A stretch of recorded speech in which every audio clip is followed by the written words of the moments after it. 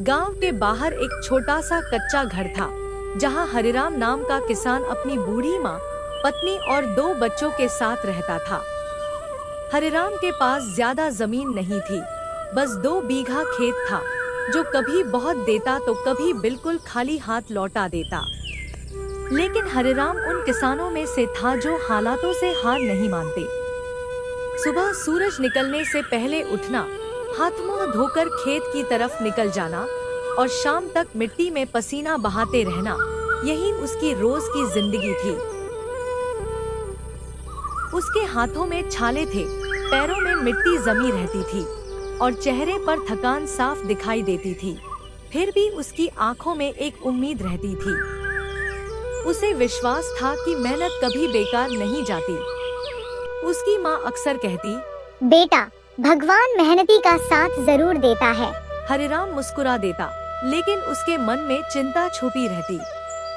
बच्चों की पढ़ाई, घर का खर्च, बीज और खाद का पैसा, सब कुछ उसके लिए बड़ा बोझ था। कभी कभी जब घर में अनाज कम पड़ जाता, तो उसकी पत्नी चुपचाप आंसू पोंछ लेती। बच्चों को जब दूध नहीं मिलता, तो वे भी चुप हो जाते। हरिराम को सबसे ज्यादा दुख यही होता कि उसके बच्चे अपनी उम्र के हिसाब से खुश नहीं रह पा रहे। वह मन ही मन सोचता, काश मेरे घर में भी रोज दूध आता, काश मेरे बच्चे भी मजबूत बनते। उस रात हरिराम देर तक जागता रहा। बाहर हवा चल रही थी और अंदर घर में खामोशी थी। उसने आसमान की तरफ देखा और धीरे से कहा, हे भगवान, बस इतना सहारा दे दो कि मेरा घर चल सके। मैं मेहनत करता रहूंगा। अगले दिन सुबह हरिराम खेत पहुंचा तो देखा कि मिट्टी सूखी थी। इस बार बारिश देर से हो रही थी। खेत में लगी फसल कमजोर पड़ रही थी और हरिराम के मन में डर बढ़ रहा था। वह जानता था कि अगर इस बार फसल नहीं हुई, तो घर का गुजारा मुश्किल हो जाएगा। फिर भी उसने हार नहीं मानी। उसने कुएं से पानी निकालकर खेत तक पहुंचाने की कोशिश की। घंटों मेहनत करके भी जब पानी कम पड़ता, तो वह थककर जमीन पर बैठ जाता। उसकी आंखों में दर्द था, लेकिन दिल में हिम्मत थी। कई किसान आसपास के खेतों में बैठकर बातें करते, अब कुछ नहीं होगा, इस बार फसल खराब है। लेकिन हरिराम कहता, जब तक सांझ है, तब तक कोशिश है। लोग उसे पागल समझते, पर हरिराम अपने काम में लगा रहता।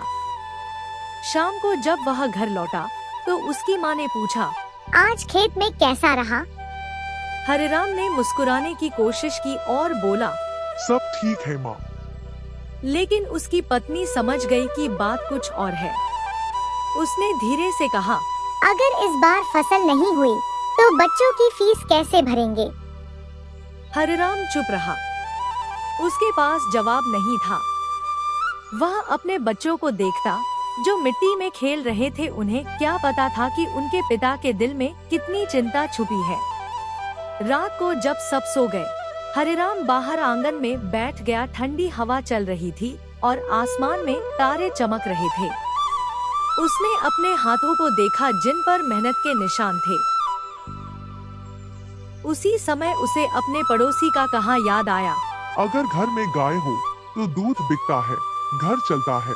हरिराम के मन में एक विचार आया, अगर मेरे पास एक गाय हो जाए, तो कम से कम बच्चों को दूध मिल सकेगा।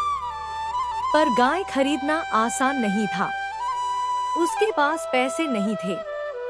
फिर भी उसने ठान लिया कि वह कुछ ना कुछ करेगा। उसने मन में कहा, मेहनत। वह किसी बड़े शहर में रहने या अमीर बनने की सोच नहीं रखता था। बस उसकी इच्छा थी कि उसके बच्चों को भूखा ना सोना पड़े, माँ को दवा मिल सके और पत्नी के चेहरे पर मुस्कान बनी रहे। लेकिन सबसे ज्यादा वह चाहता था कि घर में रोज दूध की खुशबू आए, ताकि बच्चों की सेहत सुधरे और घर का खर्च थोड़ा आसान हो जाए। गांव में कई घरों के पास गाय थी। सुबह सुबह जब हरिराम खेत के लिए निकलता, तो रास्ते में दूध की बाल्टी लिए लोग दिख जाते। बच्चों के हाथ में दूध का गिलास देखकर हरिराम का मन भर आता। वह सोचता, मेरे घर में भी ऐसा दिन आएगा क्या?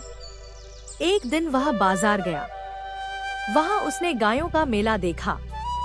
कई गायें मजबूत और सुंदर थी। लोग उन्हें खरीद रहे थे। हरिराम ने एक गाय के पास जाकर उसकी आंखों में देखा। उसे लगा जैसे गाय भी किसी अपने को ढूंढ रही हो। लेकिन फिर उसने अपनी जेब टटोली। उसमें सिर्फ कुछ सिक्के थे। वह मायूस हो गया। वापस लौटते समय उसके मन में कई बातें चल रही थी। अगर मैं कर्ज ले लूं, लेकिन कर्ज चुकाऊंगा कैसे?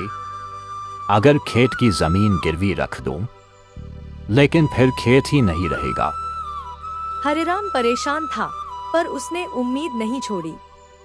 उसने तय किया कि वह रोज थोड़ा थोड़ा बचाएगा, कुछ अतिरिक्त काम करेगा और धीरे धीरे गाय के लिए पैसे जुटाएगा। उस दिन रात को उसने अपने बच्चों से कहा, बेटा, एक दिन हमारे घर भी गाय आएगी। बच्चों की आंखें चमक उठीं। वे खुशी से बोले, सच में पापा? फिर हम रोज दूध पिएंगे? हरिराम ने हाँ में सिर हिलाया। उसकी पत्नी ने धीरे से कहा, अगर सच में गाय आ गई तो हमारी जिंदगी बदल जाएगी। हरिराम ने जवाब दिया, मैं कोशिश करूंगा, चाहे जितनी मेहनत करनी पड़े। उस रात हरिराम सो तो गया, लेकिन उसके सपने में एक सफेद गाय थी जो उसके आंगन में खड़ी थी। वह गाय शांत थी, सुंदर थी और उसकी आंखों में अपनापन था। हरिराम ने पहली बार अपने दिल में एक अजीब सी गर्माहट महसूस की, जैसे भविष्य ने उसे उम्मीद का हाथ थमा दिया हो। कुछ दिन बाद की बात है। हरिराम सुबह जल्दी खेत जा रहा था। रास्ता थोड़ा सुनसान था और चारों तरफ धुंध छाई हुई थी। पेड़ों की पत्तियां हवा में धीरे धीरे हिल रही थी।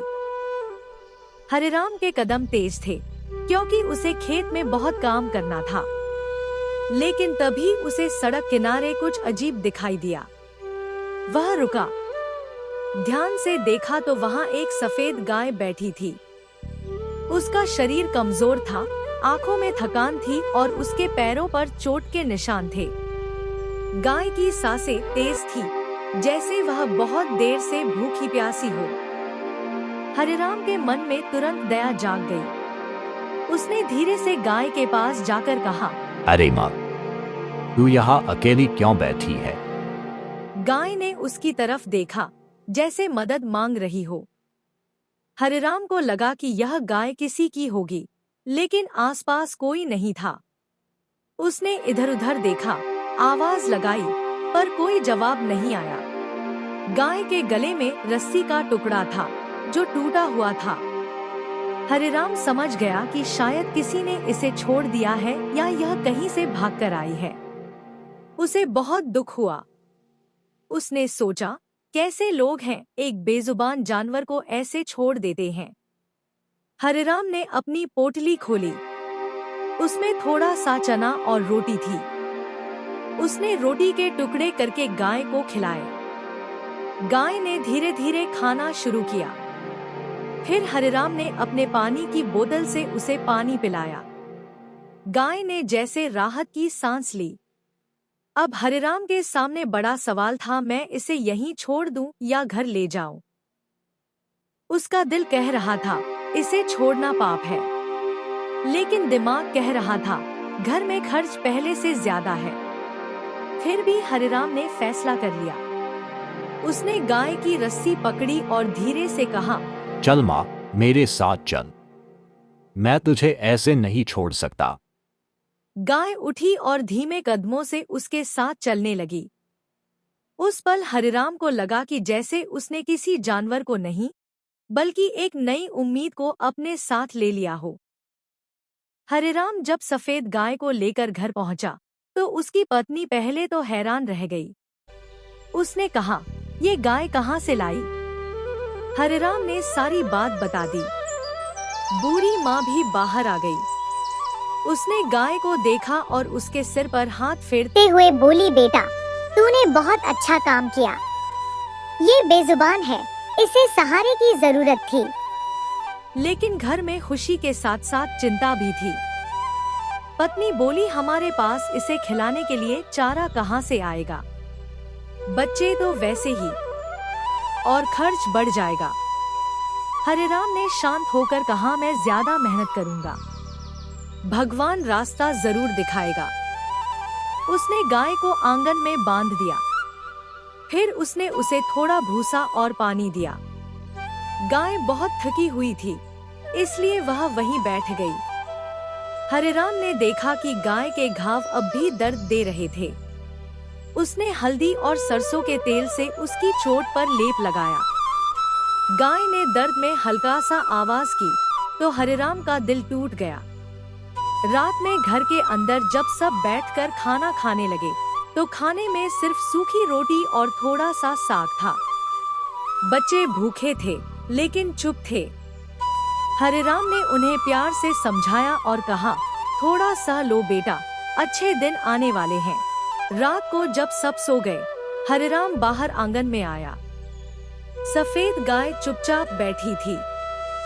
उसने गाय के पास बैठकर कहा, माँ, मैं गरीब हूँ, लेकिन तुझे भूखा नहीं रहने दूंगा।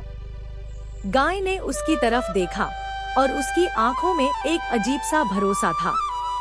हरिराम को लगा कि यह गाय उसकी जिंदगी में सिर्फ दूध देने नहीं आई, बल्कि उसके घर में आशीर्वाद बनकर आई है। उस रात हरिराम देर तक जागता रहा। उसे चिंता थी, लेकिन उसके दिल में संतोष भी था, क्योंकि उसने किसी जरूरतमंद को सहारा दिया था और वह जानता था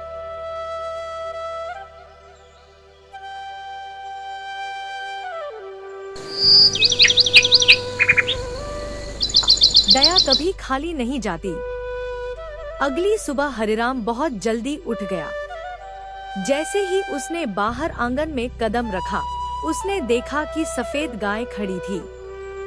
वह शांत थी, लेकिन अब उसकी आंखों में डर कम और अपनापन ज्यादा था। हरिराम ने प्यार से उसके सिर पर हाथ फेरा और बोला, माँ, अब तू सुरक्षित है। पत्नी भी बाहर आई। उसने देखा कि गाय थोड़ी ठीक लग दर्द रही कम हुआ है। है। हरिराम ने मुस्कुराकर कहा, हाँ, भगवान ने चाहा तो ये जल्दी ठीक हो जाएगी। उस दिन हरिराम ने खेत जाने से पहले गाय के लिए चारा ढूंढने का फैसला किया। वह गांव के बाहर गया और खेतों के किनारे से सूखी घास काट कर लाया। पसीना बह रहा था, लेकिन मन में एक खुशी थी, क्योंकि अब उसके घर में एक नई जिम्मेदारी थी। शाम होते होते गाय ने थोड़ा दूध भी दिया। बहुत ज्यादा नहीं, बस आधा कटोरा। लेकिन हरिराम के लिए वह दूध किसी खजाने से कम नहीं था। बच्चों ने दूध देखा तो उनकी आंखें चमक उठी। पापा, दूध। हरिराम ने प्यार से कहा, हाँ बेटा, थोड़ा थोड़ा रोज मिलेगा। उस रात पहली बार बच्चों ने दूध पीकर पेट भरा किया। घर में एक नई उम्मीद की खुशबू फैल गई। सिख हमेशा दया भाव रखे और खुश रहे।